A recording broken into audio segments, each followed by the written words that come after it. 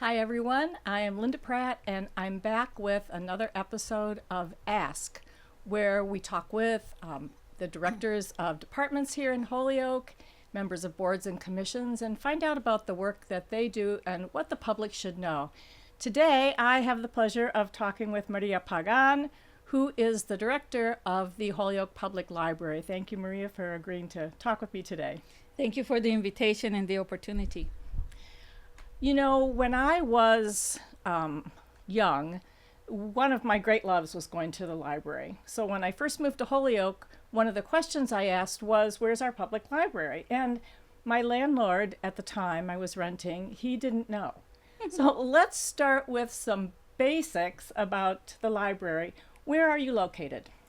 It's not surprising that many people still don't know where we are, or maybe because the address is different, they think that we have moved. The library is still in the same lot that it has been for the past over 100 years. It's surrounded by Maple, Chestnut, Cabot, and Essex Street. And it used to be 335 Maple Street, and now the address is 250 Chestnut Street. But we're still in the same place. Oh, that's why when you look at it from Maple Street, it looks like That was the main entrance back then. Oh, and I know the library went through a renovation. I don't know how many years ago was that. We moved back in 2013, so it's been 11 years now. It's going to be 11 years since we moved back to after it was renovated and expanded. It's completely different to what some people might remember. I know because I've been in the library. Right now I tend to do a lot more online with Kindle books, but I still do use the library all the time. I think it's a great public service, and I hope we can let people know today about some of the features of the library that may be surprising that people may not be aware of.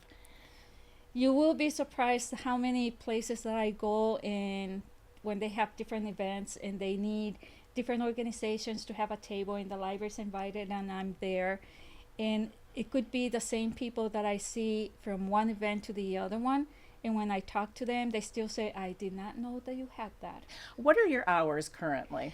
For the summer hours, we're open Monday to Thursday until 6, from 8:30 to 6. And Fridays, we're open until 4, 8:30 to 4. And we're open only some Saturdays during the month of July now in August. Back in September, when we go back to our regular hours, we're going to be open Monday through Thursday, 8:30 a.m. to 8:30 p.m. Fridays and Saturdays, 8:30 a.m. to 4 p.m. You do have very generous hours then. That's not counting the 24/7 online virtual library. We can talk a little bit more about that as we go on with this conversation. The library is really one of the coolest places in Holyoke. It is not only a place you can go to literally cool off in the midst of this really awful July heat wave that we're hopefully about at the end of, but it's also very cool because it offers so much to the communities. Let's go ahead and talk a little bit about some of the departments and the services that you have at the library. Oh, like they say, the library has many stories. So we have first the children's room, and the children's room served the children from babies all the way to at least 6th grade and beyond. But just to give the collection that we have in that room is up to 6th grade. Then they move on to the teens room, and the teens room is from the 13 to 18. It could Can be you tell more. us where those rooms are located? Sure. The children's room is located on the 2nd floor. The teens room is located on the ground level as you come in. Then we have the reference section, and that's where we have the fiction and nonfiction. That's usually the adults, where the adults go to do their research or find some of their nonfiction books, and that's on the 4th floor. We also have the computer room if you need to have access to a computer, or if you need class for how to access even your email, or how to get to a certain website to apply for a job, or if you're looking for an apartment. If you need access to the internet and to the computer, we have the computer room, and that's on the third floor. And Let's we talk- have that can we- person. We have people Oh, there okay. that will guide you on and have either you can participate either of a class, or they also have the one-on-one according to how the people feel more comfortable with. And then also on the third floor we have the Holyoke History Room, which is one of the most popular for doing genealogy or doing some research on the history of Holyoke. Let's go back to the computer access. If someone comes in and say I need to apply for a job and I don't really know how to do that online, walk me through a little bit what kind of help I could get. To use the computer, you need to have a library card. So the first thing that we're going to ask you if you have a library card. It doesn't have to be with Holyoke. You can have a public library card from anywhere from Pittsfield to Worcester, and you will still be able to use it here at the Holyoke Public Library. Then they'll set you up with the computer. You'll be able to log in. If it's the first time that you're going to be doing something like that, we recommend that you, unless you have an appointment with us to have a one-on-one, to have somebody there with you to help you through it, or we can spend some time with you, but we can't dedicate a lot of time unless you already have an appointment with us, because there's other things that the staff have to take care of. Sure. But if they know that you're going to come on a certain day, a certain time, they will take the time to guide you through and teach you. Whether if you're first time using the computer, they will take the time and guide you through the whole how to use the mouse, how to log in. If you don't have an email address, how maybe to set up an email address, because when you're applying for a job, or if you're looking for an apartment, doing any application online, they're going to ask you for an email address. Yeah, so the first because thing is everything is done online these days, isn't it? exactly. So if you don't know how to, if you don't have a library card, we can give you a 1-day pass. But if you have a library card and now you just have to have a little help on how to log in and get that, we can guide you. We also have books that can help you, and you can kind of follow through in a self-help and do it. But I would recommend that if it's the first time and you're new at it, to make an appointment, and that way we'll have somebody there that can take the time to guide you through whatever it is that you're going to Two need. questions about that. What's the best way to make an appointment? And what if I don't speak English, but I speak Spanish? We do have people that speak Spanish in the library. I think we have, at the front desk, we have 3 people that speak Spanish. Another one that is learning, so she still can get through and help you. We also have on the 4th floor, we have also somebody that speaks Spanish. In the children's room, that's different. So somebody from the front desk will be able to translate and help you. There's no problem there. And if nobody can help because none of the Spanish speakers are there, I'm there. So yeah, you don't feel bad. You will be able to help you regardless. So the thing is not to be afraid. Now, to make an appointment, either in person, visit us so you can see where we are and what we're all about, to start to feel comfortable, meet the staff, and then you can make the appointment. Or just call over the phone and make an appointment, and we'll work with you. Can you give us the phone number? The phone number is 413-420-8101.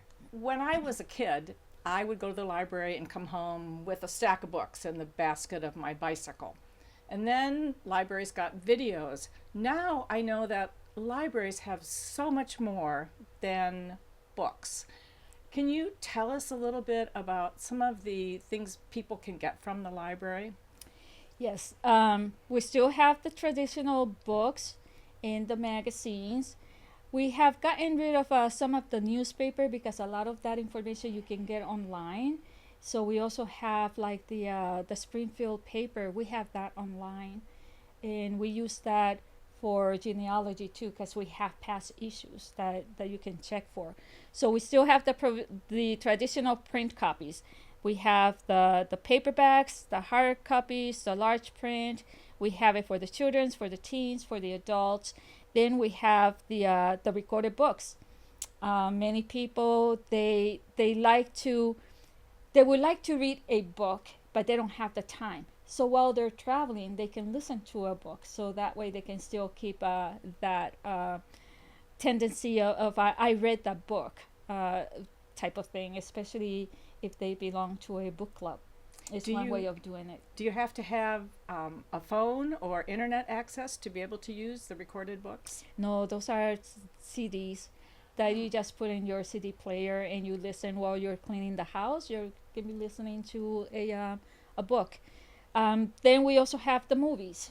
Then we also have a very cool stuff that I really enjoy myself. In the children's room, we have a book that with a smartphone, you put it like if it was a visual reality, and you put the phone, the smartphone, into this little casing, and then when in the book there are certain places where it will recognize a certain code, and it will take you to that place. Let's say you're visiting, you're reading about Mexico. Like virtual reality. Yes, but using a book in your phone, and you have the little glasses, like if it was virtual reality.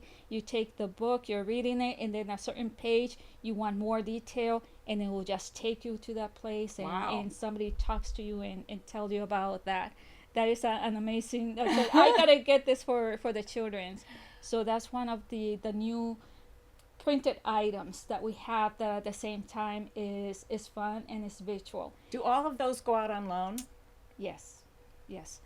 Then we also have now video games that it seems like many people, they had the Switch or the console to play games, but they couldn't afford to the video games. So we also have some video games that people can check out. Now, the thing is, in regards to the physical stuff, just because you go to the library and you don't find it, don't think that we cannot get it.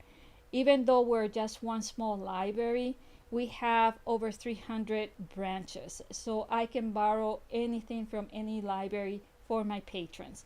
So just because we don't have it the day that you go there, give us a few days and we'll get it for you. What are some of the ways people can find out about what's available? I know you can come into the library, but if I'm at home and I can't get down to the library and I want to know if a certain book or a certain video is available, how do I do that? You can go to our website, www.holyokelibrary.org. Then we have the catalog search engine right there. That's where you would put the title, the subject, the author, what it is that you're looking for. And if we don't have it in our building, it will tell you where you can go and get a copy. So again, we can save you the traveling by doing an interlibrary loan, or you can find out and go yourself to that specific library and pick it up. So if it's in another library, I don't have to go there. I can ask for that book and it'll be shipped to Holyoke, and then I can just pick it up at my local library. Yes. That's so great. The books will travel for you. There's no more. What about electronic books and electronic resources? How much time do we have on that? Because that is a big one. I even brought a little few cards to help me in that piece. These are my playing cards. Your playing cards. I know I was telling Natalia before you got here that because it's so much easier on my eyes, I read a lot on my Kindle, but I get all my books from the library. And then I read them, and then they're automatically returned. So I don't even have to go to return them. It just automatically returns. Yes, that is through the app Libby. Overdrive, which is the company that has the online, not only books, because they also have the magazines online, and they also have audio books online that you can listen to. So if you don't want a CD, because now one is over and now you have to put number 2, number 3, you can listen from Libby. You can listen to the book there. So you can listen in your car too, right? If your car connects to your phone. You can listen to it anywhere that you're at, and you have access to the internet. So these are my playing cards. And these are all not, I can't say they're all the resources, but most of our resources, I know that I probably they will not be able to see it, but most of our resources that we have, they're listed here. So depending Wow. on what is it that you are looking for, these are everything that you're going to find online. It's like being in the library, but from your home at the comfort of your couch and your own internet, your own. So these are all the resources that we have online. It just goes on and on and It on. does. That's really amazing, isn't it? And I want to just point out a couple of them, especially for the children, because the library is all about education and in the children in school to be able to succeed. That is the main thing that the library is all about, to help the child succeed in school. It is our belief that if a child succeed in school, they will succeed at work, they will succeed in life. And sometimes we have to break the cycle somewhere. So we encourage parents to be engaged and active and very attentive in the health, education, and welfare of the child. Because if the child doesn't feel safe, the child is not going to learn. If the child is not feeling well, the child is not going to learn. And then the education is very important. You have to keep on following up. Even after learning is not only in the school, it happens in everywhere that you're at. Just to continue learning throughout after school, because that's where they lose, especially like in the summertime. Mm-hmm. The kids go in September so eager that they're learning to read, but then comes summer and they don't have anything to read at home, and that kind of stop. When they go back in September, everything that they learned the year before now is lost, and now the first few months of the year, it goes into reminding and trying to relearn what you already knew. So in order for the kids to keep them reading and not to forget what they learn, we have the summer reading program. It's important to know that you can come and do fun things at the library, and then your kids will have a really good feeling about being there and want to participate and be involved in getting out books. And everything is free. And everything is free. That was another question I wanted to ask you, because I think it was a couple years ago when there was mini golf at the library, and I heard from a friend that some parents weren't sure they could come to the library because they weren't sure that they didn't know if it would cost them anything. Yes, coming to the library doesn't cost you anything. The only thing that you would pay for, if you make a copy, that's about it. Or if you're going to do a fax, that's about it. But the library services, they're all free. The programs, they are all free too. And again, they say that your taxes pay for the library services. So if it's true, then go ahead and make use of it. You're already paying for it, right? So go ahead and take the opportunity to visit the library and read the books that are there that your tax money paid for. Participate of the program that your tax money paid for you and your children to participate and learn. And if you have a book or you have a movie and you'd like to keep it longer, is there a way to do that? Yes and no. You can borrow a book for 3 weeks. It will automatically renew for 3 more. After 6 weeks, you should return it just to give the opportunity for somebody else to read it. The meeting room. I know you have a meeting room, and can you tell us a little bit more about how that works? Who is it available to? How do people find out about availability? We have 3 meeting rooms, and though they were meant for, especially the community meeting room, which is the one that is being used the most, that one was meant for the library programming, when we have programs, and that's where we do our programs.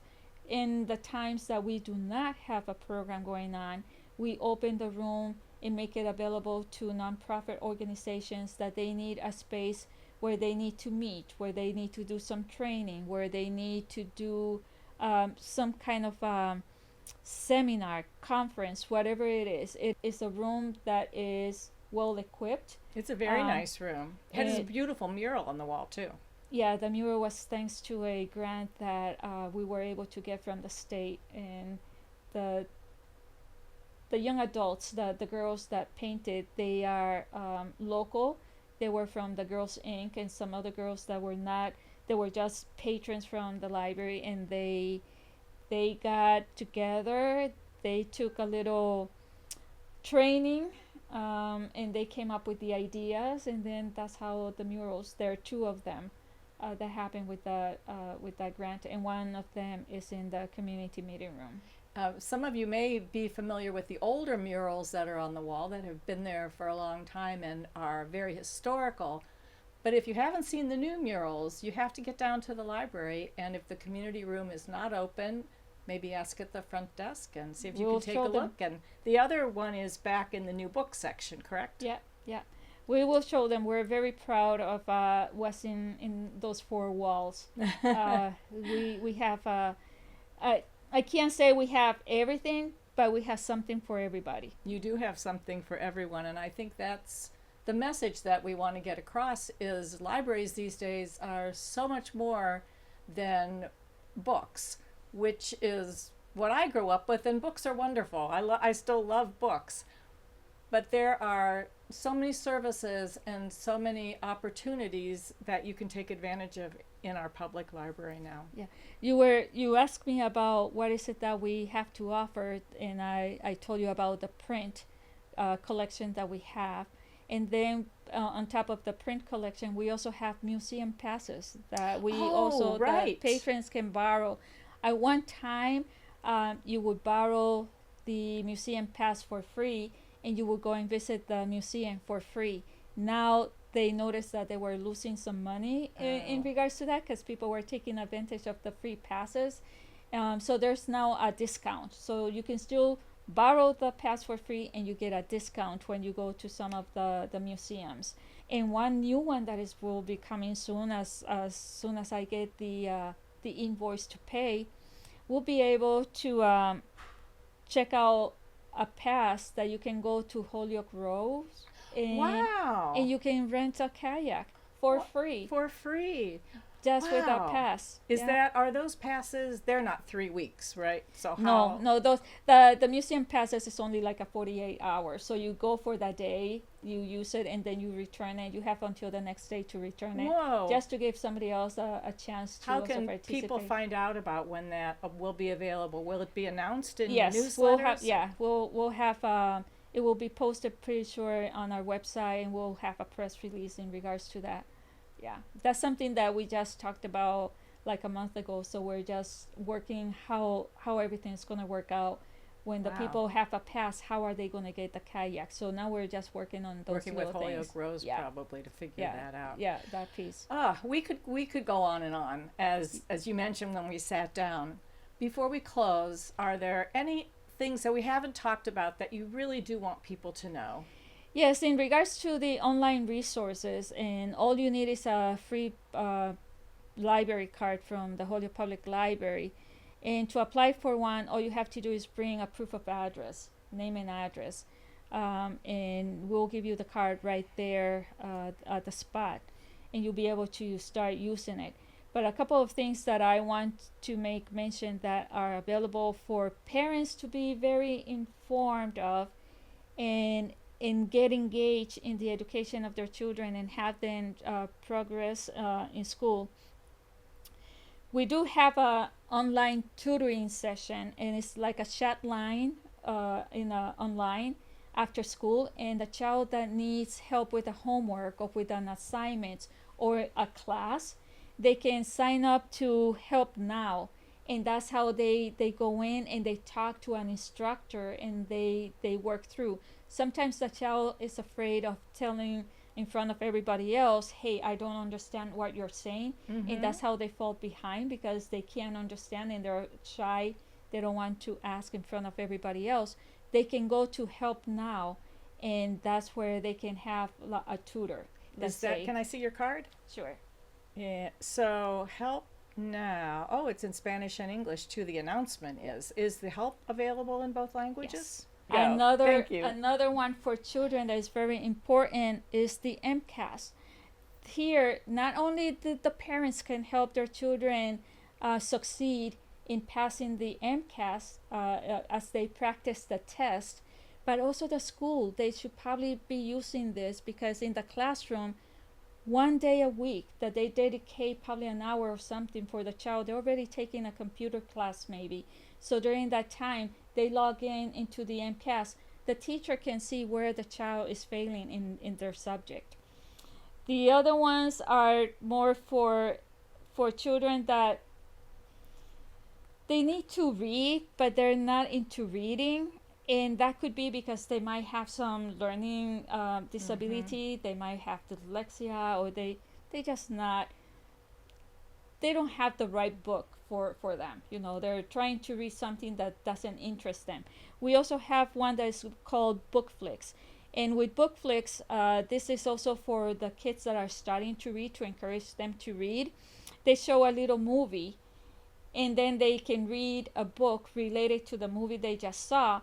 And the program is meant for the child to read the book, or the system, the program will read the book to the child, and they follow the word. That way they can see how it's spelled and how it is pronounced. It's very good also for adults that are learning English. For the adults, I did not forget you.